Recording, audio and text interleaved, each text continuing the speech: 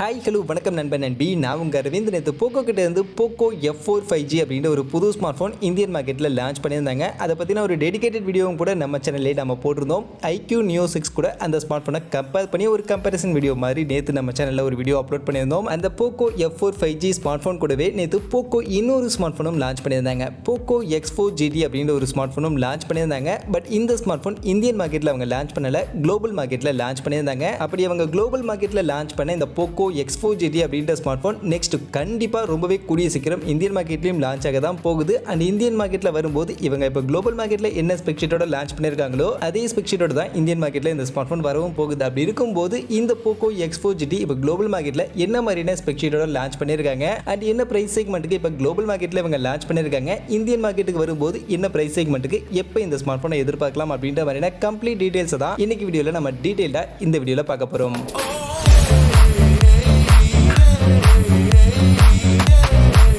வீடியோக்குள்ள போகிறதுக்கு முன்னாடி டே டு டே ஆஃபர்ஸ் அப்படின்ற ஒரு டெலிகிராம் சேனல் கிரியேட் பண்ணியிருக்கோம். இந்த சேனலில் ரெகுலராக ஆன்லைனில் வரக்கூடிய பெஸ்ட்டான offers, deals, coupons, promo quotes எல்லாத்தையும் அப்டேட் பண்ணிட்டு இருக்கோம். ஸோ யாருக்கெல்லாம் இந்த மாதிரி ஆன்லைனில் வரக்கூடிய பெஸ்ட்டான ஆஃபர்ஸை பற்றின அப்டேட்டாக தெரிஞ்சுக்கணும் அப்படின்ற விருப்பம் இருக்கோ நம்மளுடைய இந்த டெலிகிராம் சேனலில் வந்து ஜாயின் பண்ணிக்கங்க. ஜாயின் பண்ணுறதுக்கான லிங்க் டிஸ்கிரிப்ஷனில் இருக்குது.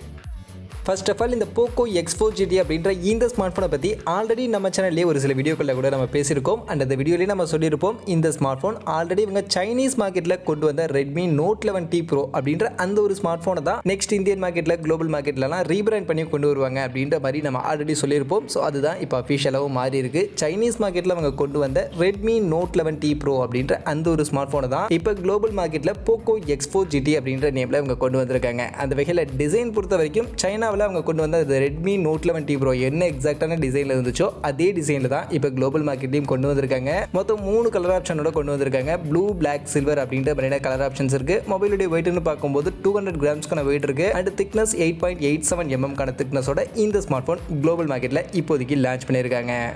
அப்படியே அடுத்து இந்த ஸ்மார்ட் ஃபோனுடைய ஸ்பெக்ஷீட் பக்கம் வந்தோம்னா இந்த ஸ்மார்ட் ஃபோனை எப்படி இவங்க ஃபோக்கஸ் பண்ணி லான்ச் பண்ணியிருக்காங்க அப்படின்னு நீங்கள் பார்த்தீங்கன்னா ஃப்ளாக்ஷிப் செக்மெண்ட்டுக்கான சில ஸ்பெக்ஷீட் எல்லாம் நாங்கள் எடுத்துகிட்டு வர போகிறோம். பட் ஆனால் பட்ஜெட் செக்மெண்ட்டில் கொஞ்சம் லோவர் ப்ரைஸிங்கில் நாங்கள் இந்த ஸ்மார்ட் ஃபோனை எடுத்துகிட்டு வர போகிறோம். அதுக்காக ஒரு சில காம்ப்ரமைஸும் இந்த ஸ்மார்ட் ஃபோனில் நாங்கள் பண்ணியிருக்கோம் அப்படின்ற மாதிரி தான் சொல்லியிருக்காங்க. அதுலேயும் மெயினாக இந்த ஸ்மார்ட் ஃபோனில் இவங்க AMOLED டிஸ்பிளே கொடுக்கல, வெறும் LCD பேனலுக்கான டிஸ்பிளேவோட எடுத்துகிட்டு வந்திருக்காங்க. 6.6 இன்ச்சஸ்க்கான ஃபுல் HD ப்ளஸ் ரெசல்யூஷனில் IPS LCD பேனலுக்கான ஒரு டிஸ்பிளே தான் இந்த ஸ்மார்ட் ஃபோனில் அவங்க பேக் பண்ணி கொடுத்துருக்காங்க. பட் ஆனால் LCD பேனலுக்கான டிஸ்பிளேவா இருந்தாலும் இதுல 144 ஹெர்ட்ஸ்க்கான ஒரு மேக்ஸிமம் ரெஃப்ரெஷ் ரேட் கொடுத்திருக்காங்க, 270 ஹெர்ட்ஸ்க்கான டச் சாம்பிளிங் ரேட் கொடுத்திருக்காங்க. அண்ட் டால்பி விஷனுக்கான சப்போர்ட் இருக்கு. கார்னிங் கிளாஸ் 5க்கான ப்ரொடெக்ஷன் மாதிரியான ஓரளவுக்கு ஒரு டாப் கிளாஸான ஒரு ஃபீச்சர்ஸோட தான் இந்த ஸ்மார்ட் ஃபோனுடைய டிஸ்பிளே அப்படின்றது கொடுத்திருக்காங்க. பட் என்னதான் ஃபீச்சர் வைஸ் இதுல டால்பி விஷன்லாம் இருக்கு, 144 ஹெர்ட்ஸ் ரெஃப்ரெஷ் ரேட்லாம் இருக்கு அப்படின்னாலும் AMOLED டிஸ்பிளே இல்லாதது என்னை பொறுத்த வரைக்கும் பர்சனலி எனக்கு ஒரு குறையா தான் இருக்கு. என்னை பொறுத்த வரைக்கும் இந்த ஸ்மார்ட் ஃபோன்ல 144 hertz refresh rate, Dolby vision சப்போர்ட்லாம் கொடுக்கிறதுக்கு பதிலாக அந்த AMOLED டிஸ்பிளே கொடுத்திருந்தாங்கன்னா இன்னும் பெட்டரா இருந்திருக்கும் அப்படின்றது என்னுடைய ஒரு பர்சனல் ஒப்பீனியன். அதே மாதிரி மொபைலுடைய பேட்டரி ஃபீச்சர் அப்படின்னு பார்த்தோம்னா இந்த ஸ்மார்ட் போன்ல 5080 mAh ஒரு நல்ல பெரிய பேட்டரி கெபாசிட்டி கொடுத்திருக்காங்க. அண்ட் இதை சார்ஜ் பண்றதுக்கு 67 வாட்ஸ்க்கான ஒரு நல்ல டீசென்டான ஒரு ஃபாஸ்ட் சார்ஜிங் சப்போர்ட்டோடையும் இந்த ஒரு ஸ்மார்ட் போன் அப்படின்றது இப்போதைக்கு லான்ச் பண்ணியிருக்காங்க. மற்றபடி இந்த ஸ்மார்ட் போன்ல இவங்க மெயின் ஃபோக்கஸ்டா கொண்டு வந்த ஸ்பெக் என்னன்னு பார்த்தீங்கன்னா இந்த ஸ்மார்ட் போனுடைய ப்ராசஸர் தான். ஆக்சுவலா ஒரு ஃபிளாக்ஷிப் லெவலுக்கான ஒரு ப்ராசஸரை நாங்கள் கொஞ்சம் கம்மியான பட்ஜெட்ல இந்த ஸ்மார்ட் போன்ல எடுத்துட்டு வர போறோம் அப்படின்ற மாதிரி தான் சொல்லியிருந்தாங்க. அந்த வகையில் Mediatek Dimensity 8100 அப்படின்ற இந்த ஒரு 5 nanometer சைஸ்ல ஃபேப்ரிகேட் பண்ணிருக்கக்கூடிய ஒரு சிப்செட் தான் இந்த ஸ்மார்ட் போன்ல நமக்கு பேக் பண்ணி இப்போதைக்கு எடுத்துட்டு வந்திருக்காங்க. அந்த வகையில் இந்த Dimensity 8100 இந்த சிப்செட்டை பத்தி சொல்லணும் அப்படின்னா இது நியர்லி ஒரு ஃபிளாக்ஷிப் லெவலுக்கான பெர்ஃபார்மன்ஸ் கொடுக்கக்கூடிய ஒரு சிப்செட் தான். இன்ஃபேக்ட் Snapdragon 870 விடவுமே கொஞ்சம் பவர்ஃபுல்லான ஒரு பெட்டரான பெர்ஃபார்மன்ஸ் கொடுக்கக்கூடிய ஒரு சிப்செட். Snapdragon 888க்கு ஈக்குவலான ஒரு பெர்ஃபார்மன்ஸை இந்த சிப்செட் கொடுக்கும். அதனால நம்மளால ஒரு நல்ல ஸ்டேபிளான ஒரு நல்ல பெர்ஃபார்மன்ஸை இந்த ஸ்மார்ட் போன்ல இந்த சிப்செட்ல இருந்து எடுத்துக்க முடியும். இன்ஃபேக்ட் Snapdragon 888லாம் கூட நமக்கு அந்த தெர்மல் இஷ்யூஸ்லாம் இப்போ ரீசெண்டாக நிறைய ஸ்மார்ட் ஃபோனில் ஃபேஸ் பண்ணிட்டு இருக்கோம். பட் ஆனால் இந்த Dimensity 8100ல அந்த அளவுக்கு தெர்மல் இஷ்யூஸ்லாம் இல்லை அப்படின்ற மாதிரியுமே சொல்லப்படுது. அந்த வகையில் ஒரு நல்ல ஃபிளாக்ஷிப் லெவலுக்கான ஒரு ஸ்டேபிளான பெர்ஃபார்மன்ஸை இந்த ஸ்மார்ட் ஃபோன்ல இருந்து நம்மளால எதிர்பார்க்க முடியும் அப்படின்றது ஒரு நல்ல விஷயம் தான். அது கூடவே இதில் LPDDR5க்கான ரேம் டைப், UFS 3.1க்கான ஸ்டோரேஜ் அப்படின்ற மாதிரியான ஒரு ஃபிளாக்ஷிப் லெவலுக்கான ஒரு ஃபீச்சர் தான் கொடுத்துருக்காங்க. மற்றபடி இதில் தெர்மல் மேனேஜ்மெண்ட்டுக்காக லிக்விட் கூலிங் 2.0 அப்படின்ற இந்த ஒரு டெக்னாலஜி தான் யூஸ் பண்ணியிருக்காங்க. அந்த வகையில் தெர்மல் மேனேஜ்மெண்ட்லாம் பெரிய லெவலில் இந்த ஸ்மார்ட் ஃபோன் கண்ட்ரோல் பண்ணும், உங்களுக்கு பெரிய லெவலில் ஹீட்டிங்கே ஆகாது அப்படின்ற மாதிரிலாம் கம்பெனி தரப்புலேருந்து கிளைம் பண்ணுறாங்க. பட் எந்த அளவுக்கு ரியல் டைமில் தெர்மல் மேனேஜ்மெண்ட் பண்ண போகுது அப்படின்றத நம்ம கொஞ்சம் வெயிட் பண்ணி தான் பார்க்கணும். அது கூட இதில் x-axis linear vibration motor, so நம்ம கேம் விளையாடும் போது அந்த வைப்ரேஷன் எக்ஸ்பீரியன்ஸை இன்னும் என்ஹான்ஸ் பண்ணி கொடுக்கறதுக்காக எக்ஸாக்சிஸ் லீனியர் வைப்ரேஷன் மோட்டர் அப்படின்ற இந்த ஒரு மோட்டரும் இந்த ஸ்மார்ட் ஃபோனில் யூஸ் பண்ணியிருக்காங்க. அடுத்து மொபைலுடைய கேமரா செக்மெண்ட்னு பார்க்கும்போது பின்பக்கம் 3 கேமரா கொடுத்துருக்காங்க. அதில் பிரைமரி கேமரா அவங்களுடைய யூஷுவலான அந்த 64 மெகா பிக்சலுக்கான அந்த ஒரு பிரைமரி கேமரா தான் f1.8க்கான அப்பாச்சர் வேல்யூட தான் கொடுத்துருக்காங்க. பட் ஆனால் இதுக்கு முன்னாடி வந்த போக்கோ ஸ்மார்ட் ஃபோன்ஸ்லாம் மோஸ்ட்லி அவங்க என்ன சென்சார் யூஸ் பண்ணியிருக்காங்க அப்படின்றத சொல்லவே மாட்டாங்க. பட் ஆனால் இந்த ஸ்மார்ட் ஃபோனில் சாம்சங்குடைய ஐசோசெல் GW1 அப்படின்ற இந்த சென்சார் தான் நாங்கள் யூஸ் பண்ணியிருக்கோம் அப்படின்றத அஃபிஷியலாகவே சொல்லிட்டாங்க. அந்த வகையில் இந்த சென்சார் இப்போ மார்க்கெட்டில் ஒரு நல்ல கேமரா பர்ஃபார்மன்ஸையும் நமக்கு கொடுத்துக்கிட்டு இருக்கு. In fact Realme GT Neo 2, IQ Neo 6 மாதிரியான ஸ்மார்ட் ஃபோன்ஸ் எல்லாமும் இந்த சென்சார் தான் யூஸ் பண்ணியிருந்தாங்க. அண்ட் கேமரா சென்ட்ரிக்கா அந்த ஸ்மார்ட் ஃபோன்ஸ் எல்லாம் ஓரளவுக்கு நல்லாவே பெர்ஃபார்ம் பண்ணிட்டு இருக்கு. பட் என்னன்னா அந்த ஸ்மார்ட் ஃபோன்ஸ் எல்லாம் ஸ்னாப்டிராகன் சிப்செட் கொடுத்துருந்தாங்க. பட் இங்க மீடியாடெக் சிப்செட்டோட வரதுனால மீடியாடெக்கோட இந்த ப்ராசஸர் எந்த அளவுக்கு கம்பைன் பண்ணி நமக்கு எந்த அளவுக்கு இமேஜ் ப்ராசஸிங் கொடுக்க போகுது அப்படின்றது தான் ஒரு கொஸ்டின் மார்க். பட் கண்டிப்பாக இதுக்கு முன்னாடி இருக்கக்கூடிய போக்கோ ஸ்மார்ட் ஃபோன்ஸை விட இதில் கொஞ்சம் பெட்டரான ஒரு கேமரா பர்ஃபார்மன்ஸ் இருக்கும் அப்படின்ற மாதிரி நம்ம பர்சனலி எதிர்பார்க்கலாம். மற்றபடி சப்போர்ட்டிவ் கேமரா 8 மெகா பிக்சலுக்கான அல்ட்ராவைட் f2.2க்கான அப்பாச்சர் வில்டோ கொடுத்துருக்காங்க. அண்ட் இந்த அல்ட்ராவைட் ஆங்கிள் 120 டிகிரிக்கான ஃபீல்ட் ஆஃப் வியூட ஷார்ட்ஸ் எடுத்துக்க முடியும் அப்படின்ற மாதிரி சொல்லியிருக்காங்க. கடைசியாக ஒரு 2 மெகா பிக்சலுக்கான மேக்ரோ அப்படின்ற மாதிரினா ஒரு 3 கேமரா தான் இந்த ஸ்மார்ட் ஃபோனுடைய பேக் சைட் கேமரா செட்டப்பாக கொடுத்துருக்காங்க. அதுவே செல்ஃபி கேமரான்னு பார்க்கும்போது அவங்களுடைய யூஷுவலான அந்த 16 மெகா பிக்சலுக்கான செல்ஃபி கேமராவை தான் இங்கேயுமே யூஸ் பண்ணியிருக்காங்க.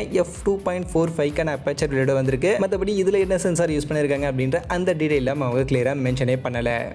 அடுத்து அப்படியே மொபைலுடைய அதர் ஃபீச்சர்ஸ்னு பார்க்கும்போது இந்த ஸ்மார்ட் ஃபோனில் நமக்கு finger print scanner, of course side mounted finger print scanner தான் கொடுத்துருக்காங்க. But dual stereo speaker Dolby அட்மாஸ்க்கான சப்போர்ட்டோடைய இங்கே நம்ம கொடுத்துருக்காங்க. அது கூடவே 3.5mm ஆடியோ ஜாக்கும் இந்த ஸ்மார்ட் ஃபோனில் இருக்குது. அண்ட் ஓஎஸ் பொறுத்த வரைக்கும் ஆண்ட்ராய்ட் 12க்கான அப்டேட்டட் ஓஎஸோட MIUI 13க்கான அப்டேட்டட் UIயோட தான் இந்த ஸ்மார்ட் ஃபோன் இப்போதைக்கு குளோபல் மார்க்கெட்டில் லான்ச் பண்ணியிருக்காங்க. கண்டிப்பாக இந்தியன் மார்க்கெட்டில் வரும்போதும் அப்டேட்டட் ஓஎஸோட தான் இந்த ஸ்மார்ட் ஃபோன் கண்டிப்பாக வரும். அதுலேயும் எந்த ஒரு டவுட்டும் இல்லை. பட் ப்ரைஸ் செக்மெண்ட் அப்படின்னு பார்க்கும்போது இப்போதைக்கு குளோபல் மார்க்கெட்டில் 8+128GB இந்த ஒரு பேஸ் வேரியன்ட் 31,000 ரூபா அப்படின்ற மாதிரியான ஒரு பிரைஸ் செக்மெண்ட்டுக்கு தான் லான்ச் பண்ணியிருக்காங்க. பட் கண்டிப்பாக இந்தியன் மார்க்கெட்டில் இந்த மாதிரியான ஒரு பிரைஸ் செக்மெண்ட் above 30K அப்படின்ற பிரைஸ் செக்மெண்ட்டுக்கு வராது அப்படின்ற மாதிரி தான் நான் பர்சனலி எதிர்பார்க்குறேன். ஏன்னா இந்த ஸ்மார்ட் ஃபோன் கூட அவங்க லான்ச் பண்ண Poco F3 5G அந்த ஸ்மார்ட் ஃபோனே பார்த்தீங்கன்னா அதில் AMOLED டிஸ்பிளேலாம் இருக்குது. இன்ஃபேக்ட் Snapdragon 870 கிட்டத்தட்ட இதுக்கு ஈக்குவலான பர்ஃபார்மன்ஸ் பண்ணக்கூடிய ஒரு சிப்செட்டும் இன்க்ளூட் பண்ணி நமக்கு 28,000 ரூபா மாதிரியான பிரைஸ் செக்மெண்ட்டுக்கு தான் அந்த ஸ்மார்ட் ஃபோனை கொண்டு வந்திருக்காங்க. அப்படி இருக்கும்போது இந்த ஸ்மார்ட் ஃபோனில் நமக்கு AMOLED டிஸ்பிளேவும் கிடையாது. இன்ஃபேக்ட் above 30K பிரைஸ் செக்மெண்ட்டுக்கு போயிடுச்சுன்னா மோஸ்ட்லி எல்லாருமே கண்டிப்பாக AMOLED டிஸ்பிளே எதிர்பார்ப்பாங்க.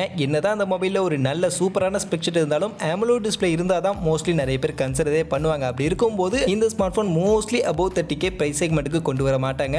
இப்போ Poco F3 5G கொண்டு வந்த மாதிரி அந்த 28,000 ரூபா 29,000 ரூபா 30,000 வரைக்கும் கம்மியான பிரைஸ் செக்மெண்ட் தான் மோஸ்ட்லி லான்ச் ஆகும் அப்படின்ற மாதிரி நான் எதிர்பார்க்குறேன். அண்ட் இந்த ஸ்மார்ட் ஃபோனில் இருக்கக்கூடிய ஸ்பெக்செட்டுக்கு கரெக்டான பிரைசிங்னு பார்த்தீங்கன்னா ஒரு 25,000 ரூபா பிரைஸ் செக்மெண்ட்டுக்கு எடுத்துகிட்டு வந்தாங்கன்னா ரொம்பவே நல்லா இருக்கும் அப்படின்றது என்னுடைய ஒரு ஒப்பீனியன். பட் 25,000 ரூபா பிரைஸுக்கு வருமா அப்படின்றது தெரியல. பட் மோஸ்ட்லி 28-29 மாதிரியான பிரைஸ் செக்மெண்ட்டுக்கு இந்த Poco X4 GT next month ஸ்டார்டிங்கில் இந்தியன் மார்க்கெட்டில் லான்ச் ஆகிறதுக்கான வாய்ப்புகள் நிறைய இருக்குது. கண்டிப்பாக நெக்ஸ்ட் மந்த் இந்த ஸ்மார்ட் ஃபோனுடைய லான்ச் இந்தியன் மார்க்கெட்டை இருக்க போகுது.